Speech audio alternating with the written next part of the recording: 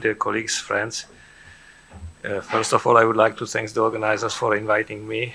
It's a great honor and pleasure for me to be here. And my task for today is to focus on the localizing value of 4 ictal clinical signs: verbal automatisms, vocal automatisms, singing, and humming. And with this job, my 2 colleagues, Wojciechowski and Martin Pyle, helped me. So first, what will we be speaking about? Verbal automatisms involve the repetitive stereotype production of words or sentences. They are also known as ictal speech automatisms, and they were described many years ago. I'm not frankly sure whether Van Bogaert was really the very first in the 30s who was writing about these verbal automatisms. But definitely we shall differentiate ictal speech automatisms and ictal speech as such, which indicates the patient's ability to speak during a seizure without implying the presence of automatisms. Importantly, there are different types of verbal automatisms which can be seen in patients, mostly parallalias, echolalias, but also coprolalias, or even foreign language speech automatisms, for which the abbreviation FLISA is used. Vocal automatisms or ictal vocalization consists of non-linguistic vocalizations like grunts, screams, or moans, and even barking. And importantly, screams or moans which are accompanying tonic-clonic or tonic-clonic seizures are not considered vocal automatisms by definition. Typically, verbal automatisms are thought to originate either due to a release of the dominant hemisphere language areas from contralateral inhibition, or more likely overactivation of the non-dominant hemisphere itself. The non-dominant amygdala has been repeatedly implicated as a key structure in degeneration, including FLISA. Still, there are some ambiguities. For example, in a review on ictal verbal behavior published by Ivan Lebran in 1994, there is stated that parallalias may arise with seizures having starting point in either hemisphere. So, regarding the methods, here you can see the keywords: vocalization, verbalization with Z and S, vocal automatism, verbal automatism, speech automatism, singing, humming, seizure, and epilepsy. And using search in 2 databases, PubMed and Embase, we find 657 hits. Of those, 279 were duplicates. 314 papers were excluded as irrelevant, and 24 articles were not eligible for inclusion because they were not reporting of any studied sign, or there was lacking significant information, or were dealing with non-epileptic seizures. Additionally, we had 5 relevant papers from citation reviews of the included studies, and altogether we had 45 papers. 17 of them were focusing on vocal automatisms and 6 studies on verbal automatisms. Speaking about speech, it is important to say that some studies reported on numbers of patients with left or right-sided epilepsy and some on dominant or non-dominant sided epilepsy. This has been simplified in our review as left-sided being equal to dominant and right-sided being equal to non-dominant, which of course has some limitation. Here you can see the Prisma flow chart, 45 selected articles, and number of patients included is quite high, 1,343. First, 2 vocal automatisms. As you can see in this summary of selected studies, there are 17 studies included. All of them are surgical series or video EEG series. Altogether, quite a big number of patients included, and as you can see in the last column, there are several papers in which the confidence in the epileptogenic zone was very high or high.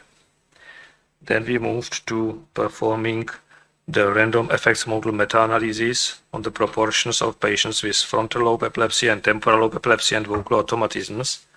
And in the frontal lobe localization, I will try to. Why isn't?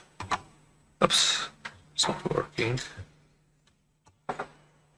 The summary proportion was 0.41, with low heterogeneity, and for the temporal lobe localization, the summary proportion was 0.30 with high heterogeneity. And when you used statistical significance statistics to compare the occurrence of vocal automatisms in frontal lobe epilepsies and temporal lobe epilepsies, we found statistically significant differences with more common sign in frontal lobe epilepsies.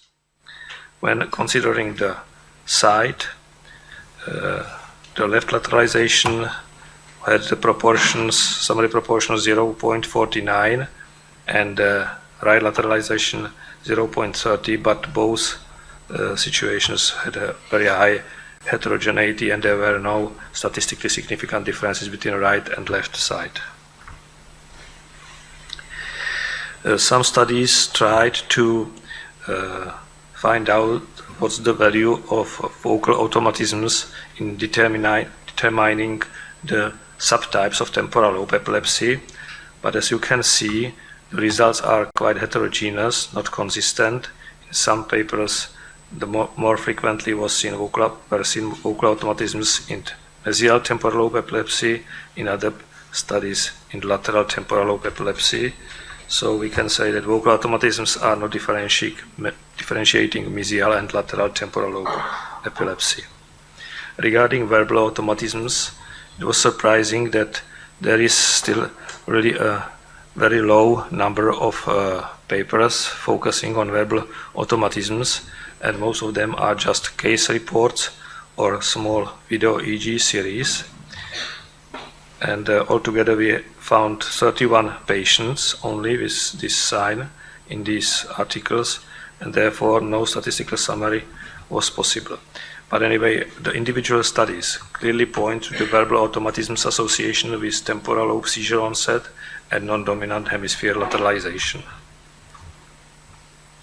The problem with lateralization of verbal automatisms might be atypical hemispheric language dominance, which is relatively common also in the left-sided temporal lobe epilepsy. And I will show you shortly some example. This is a case report of 25 years right-handed male in whom febrile convulsions occurred at the age of 6 months. The epilepsy started at the age of 12 months, and he suffered from frequent focal seizures with impaired awareness, more specifically with gelastic seizures and palilarias.